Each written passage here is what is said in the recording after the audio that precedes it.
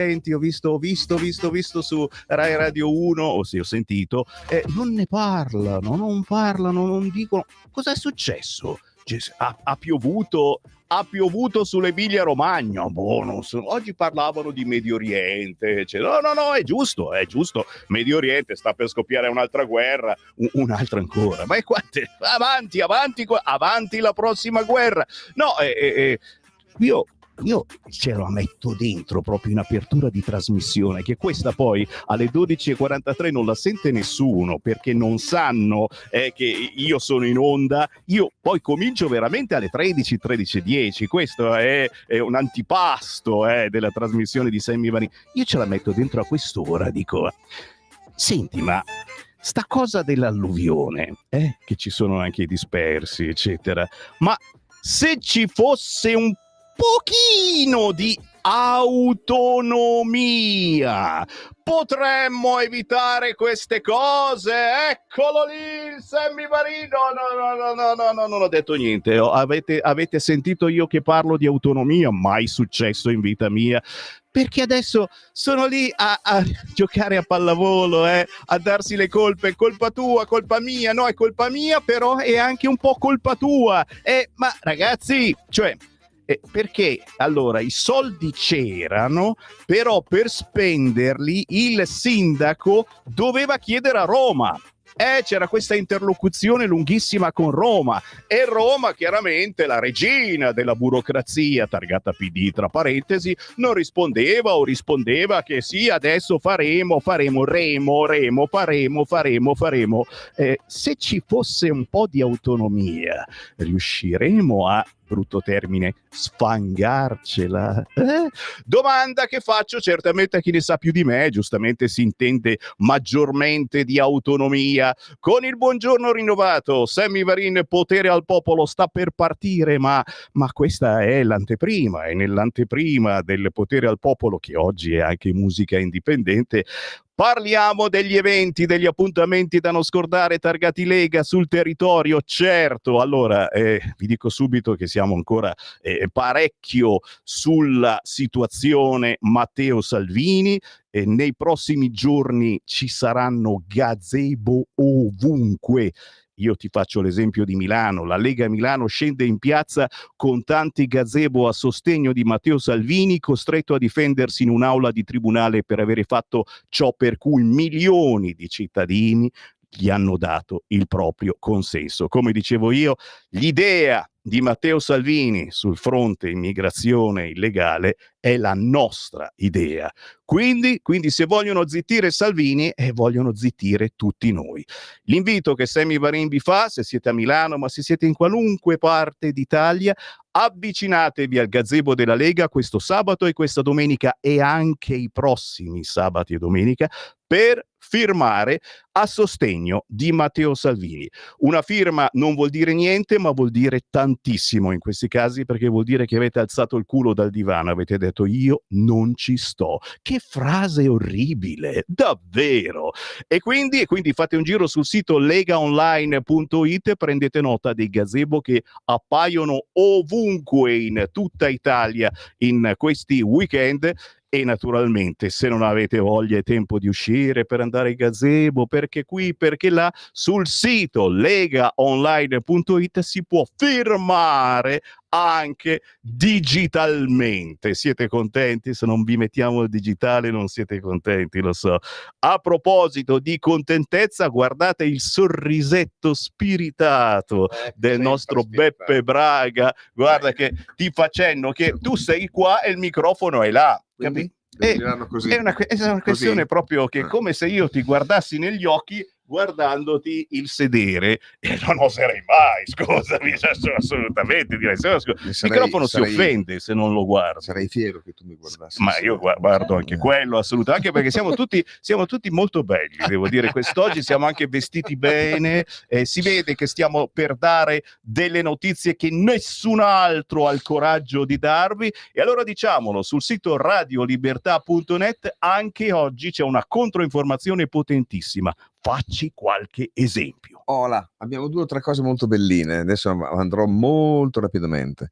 Allora, questa mattina è venuta fuori questa notizia, no, che ci sarebbero degli hacker iraniani. Questa è una notizia che è stata diffusa dall'FBI. Che fa paura solo a sentire hacker iraniani. Sì, Uno dice, oh cazzo, che cosa fanno ci questi? riescono perfino loro a fare.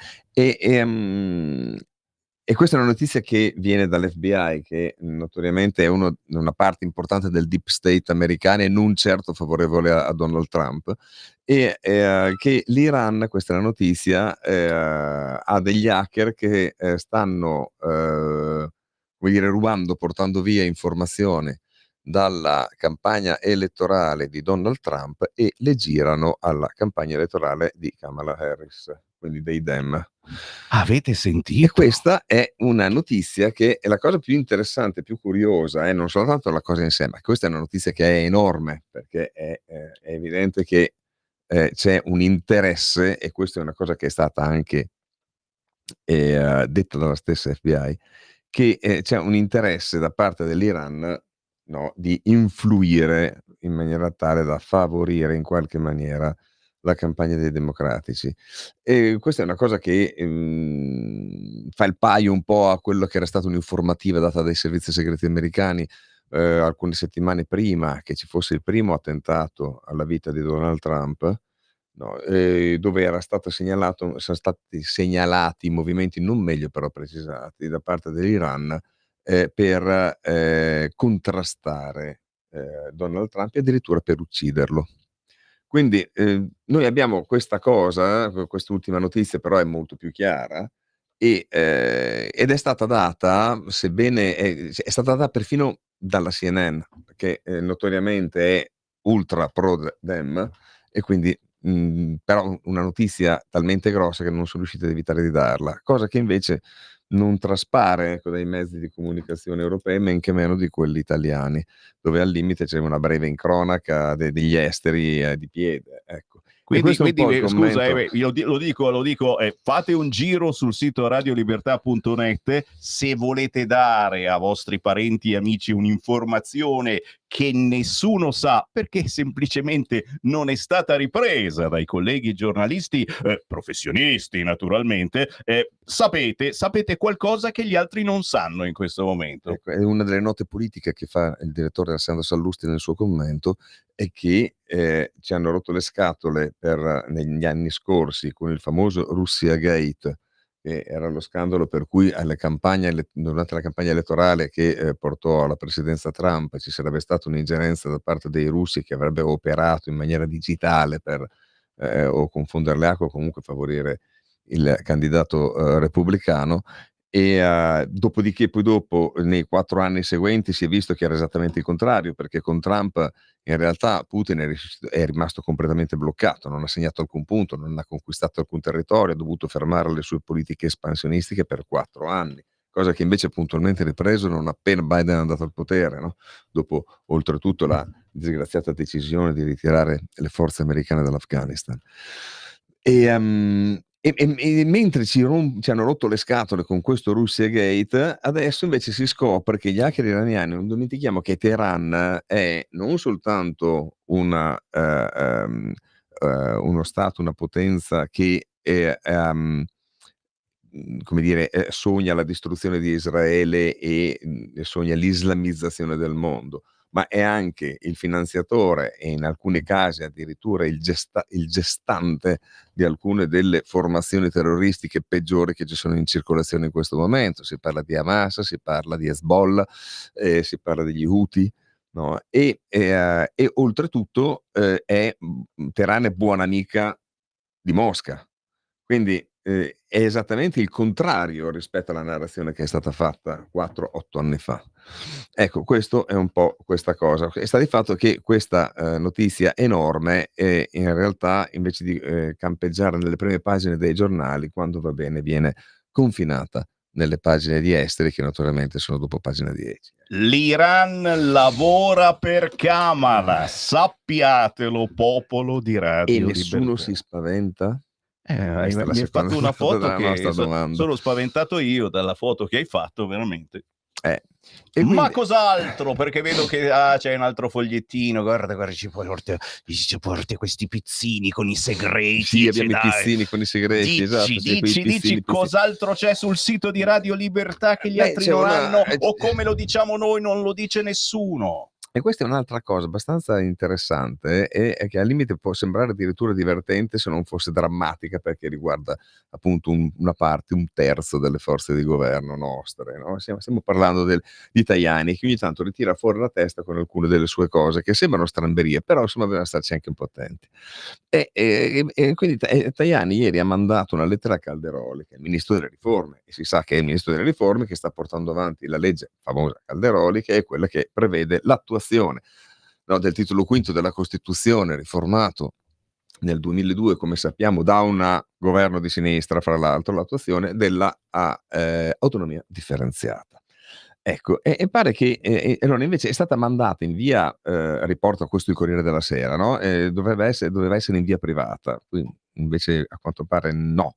Una lettera da parte di Tajani a Calderoli che dopo un apparentemente gentile caro Roberto incomincia a fare una serie di punti, a elencare una serie di punti per cui l'autonomia differenziata non s'ha da fare, per dirla manzonianamente, no, ma tale che sembrano fatte da De Luca. Allora la domanda è: ma da quando Tajani è diventato De Luca? Questa è stata una sostituzione di persona, perché quando dice che, Tajani, ritiene problematico separare le materie, si sa che ci sono allora, in questa legge ci sono alcune materie, cioè alcune competenze che sono soggette ai cosiddetti LEP, che sono i livelli essenziali di prestazione, no, che praticamente sono la soglia minima entro il quale queste materie possono essere adottate dalle regioni, se si è in grado di mantenere un certo livello, no, e questo è. E altre materie che invece non lo sono soggette ai LEP, no, e il fatto che ci sia questa separazione per Tajani è una cosa che impegnerebbe troppo il Parlamento, cioè in pratica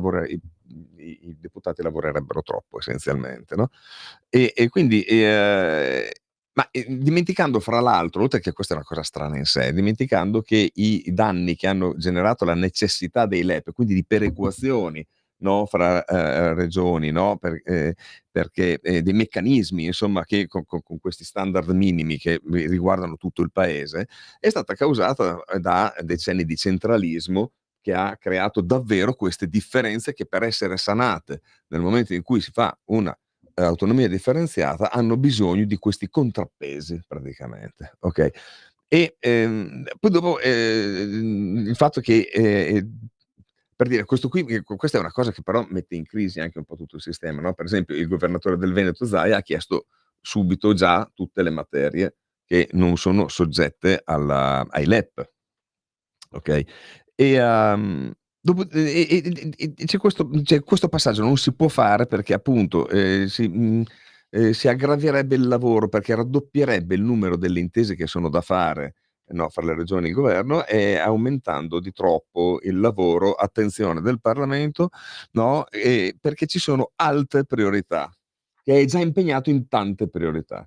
In pratica Tajani non considera che sia una priorità una cosa che invece è esattamente nel programma di governo, è stabilita dalla Costituzione e non solo del governo, ma del centrodestra tutto, no, ed è stato, come dire, non è che è caduto in testa a Tajani questa cosa e dice: "Ma come, no, si è svegliato in quel momento lì." No, è stato oggetto di, tutte le, trattative, di tutte le i ragionamenti, no, di tutte le interlocuzioni all'interno delle forze di governo, quindi è una cosa che già si sapeva alla perfezione. Quindi non si sa da dove salti fuori, così come non si sa come sia possibile che ci siano delle priorità che siano priorità delle priorità, perché questa del governo è una priorità, perché è una grande rivoluzione porterà certamente dei miglioramenti dal punto di vista della gestione del paese e soprattutto è una legge che va a, realizzare una prescrizione della Costituzione stessa. Diciamo che Tajani prima è diventato arabo, adesso è diventato la maestrina del PD e forse non abbiamo bisogno, di tutte queste cose per fare buona politica? Mah. Guarda, c'è una cosa che ci fa indurre un po' un pensiero, no, che è l'ultima parte delle cose che dice Tajani. Perché, Tajani, come dire, fa un'altra osservazione, no? E qui leggo testualmente, no? Esprime lui e qui da qui in poi virgolette, una forte cautela sui rapporti con l'Unione Europea. 2 punti. La partecipazione delle regioni nella definizione e attuazione della legislazione europea è ben codificata sia nel diritto nazionale che in quello europeo. Al Consiglio della UE partecipano gli Stati e sono gli Stati a rispondere delle violazioni del diritto europeo. Ora, tutto questo sembra una supercazzola, ma in realtà, se uno va a risalire un pochino a tutti questi perciò, si arriva che, secondo Tajani, esiste già uno status quo che funziona benissimo e non è tanto il caso di andarlo a disturbare, essenzialmente è questo, no? Quindi preferisce lui, che è forza di governo oltretutto, quindi dovrebbe sostenere quello che lui stesso ha contribuito a decidere e a promuovere inizialmente, no? Preferisce che si continui a livello europeo a continuare a reiterare, no? Una situazione per cui regioni come, adesso citarono noi due, Lombardia e Veneto, nel momento in cui venissero slacciate dai lacciuoli che ci sono adesso, potrebbero bagnare il naso anche la Baviera. Ecco, Signori, ecco, così è. Dobbiamo chiudere, Beppe. Bene, chiudiamo. Sei riuscito a rovinarmi la buon trasmissione ero così allegro, spensierato, col cavolo, ero già arrabbiato che succedono cose gravi, così, sapendo che abbiamo un compagno di viaggio che non si fida di noi e che mette i puntini sulle i su qualunque cosa, vado a vomitare. Grazie a Beppe Braga, grazie sito a voi, buona radiolibertà.net. giornata e grazie sempre. Grazie, a tra poco, restate lì, parte musica indipendente.